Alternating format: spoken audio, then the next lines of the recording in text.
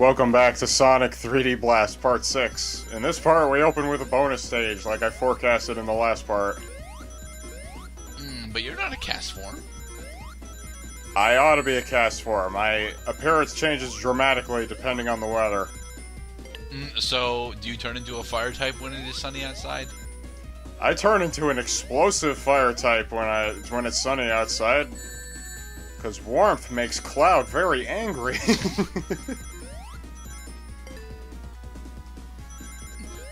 Will he succeed, folks? Place your bets. He's got 130 rings. He's only got 2 more segments. Oh, look at all these short segments. Oh no! Yay! Nope, it's a continue. No, that's an extra life. It is an extra life. But it's the continue icon from the map. Sonic's greatest conquest and his greatest acquisition is himself. I disagree with that. I actually think that his greatest acquisition is his plane. Well, it's not his plane, it's Tails' plane. No, it's his plane. At least the original Tornado is his plane. Then how come Tails is always driving it? Because Tails is the only one that knows how to... Well, no, Sonic knows how to fly it, but Tails does all the modifications for it. Oh, I see how it is. Sonic is like the aristocrat of the two. Yep. Which is odd, because they're both woodland animals.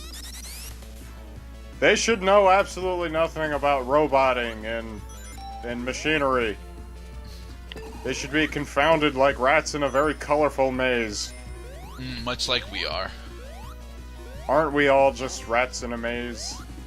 Depends. Did you actually read that short story about that? Nope.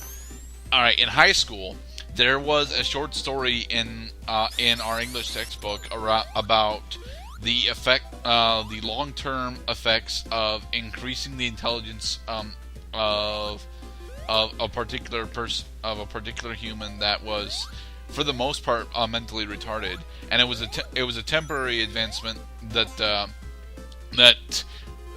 wore off after a couple of months, and the story was more so about how far he went up and then back down. Ooh, the homing shield. It was actually a really interesting read for me. I felt like I was emotionally connected with that particular character. You wouldn't happen to know the name of that I story, don't actually, but they originally were testing the intelligence formula on lab mice, and they found that it was working there, so they decided to move on to an illicit human test. Found that it worked amazingly well, but only temporarily. No, this actually reminds me very much of a short novel that Asimov had put out called Pebble in the Sky. It was about like it took place in the future, but at the very beginning, as all of Isaac Asimov's novels did.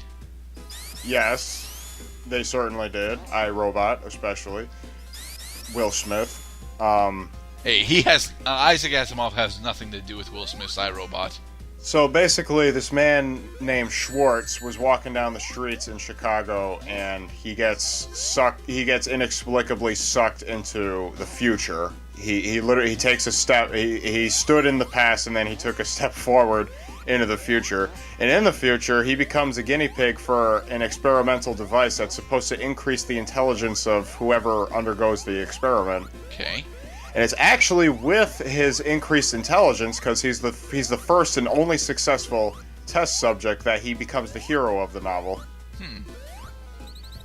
But you're mostly supposed to feel sorry for him because he got ripped from his life and brought to the future, but then he gains god powers, so then we don't sympathize with him as much anymore.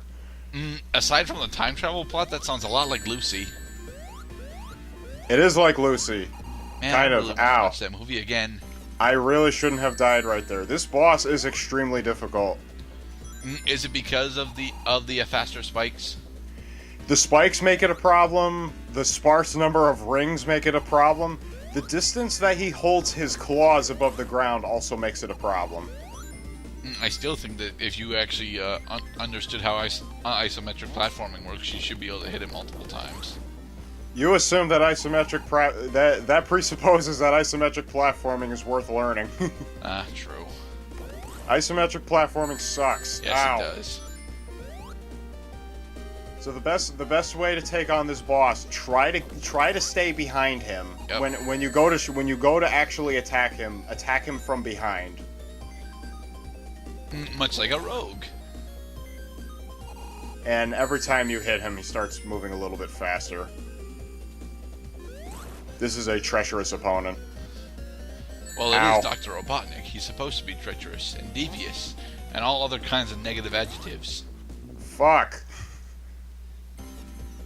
So is this the boss that you have the most trouble with, or the second most trouble? Oh, no. This is, in terms of difficulty, in terms of lack of any real cheese strategies, this is the second most difficult boss in the game. I was right then. Haha. Yes. The most difficult boss in the game is the boss of Volcanic Valley Zone, which is 2 levels from now. And you will see why that boss is more difficult and more fucking frustrating than any other boss in the game. You will sympathize with me. You will sympathize with 6-year-old Cloud, who also had to put up with those shenanigans. Yeah, but 6-year-old Cloud wasn't commentating on a YouTube channel. No, he was not. Never even conceived of a thing called the internet. Really?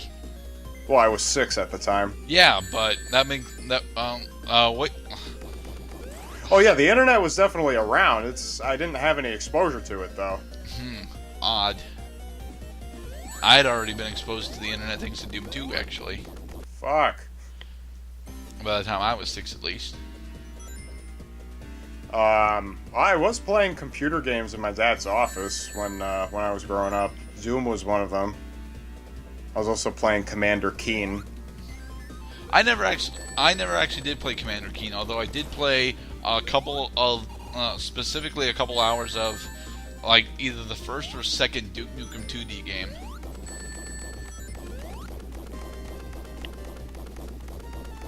Duke Nukem was another one, too.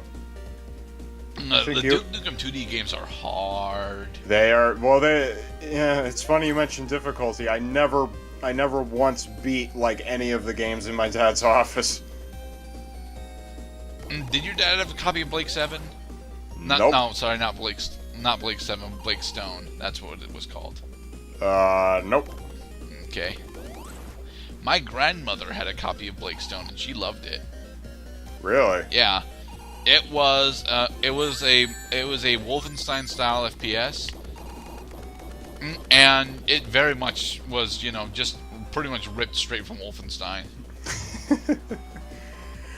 This game is the original ownage. Fuck. Uh-oh.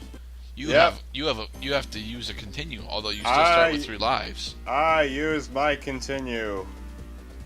Continues give you 3 lives right away. You get to restart whatever zone you got stuck on. Chances are it was a boss zone. Robotnik can eat a dick. That's why we call him Eggman in Sonic Adventure 1.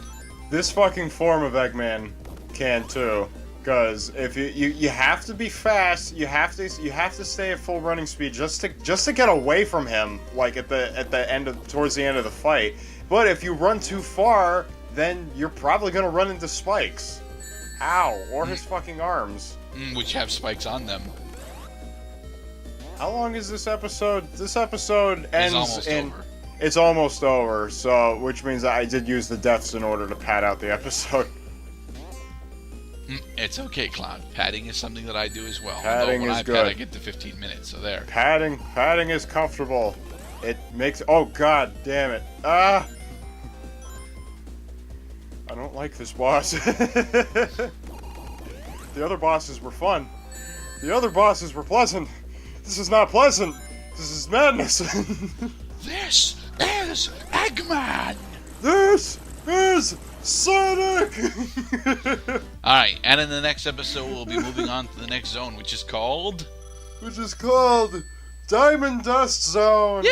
Yay! This is the popular zone that people actually like.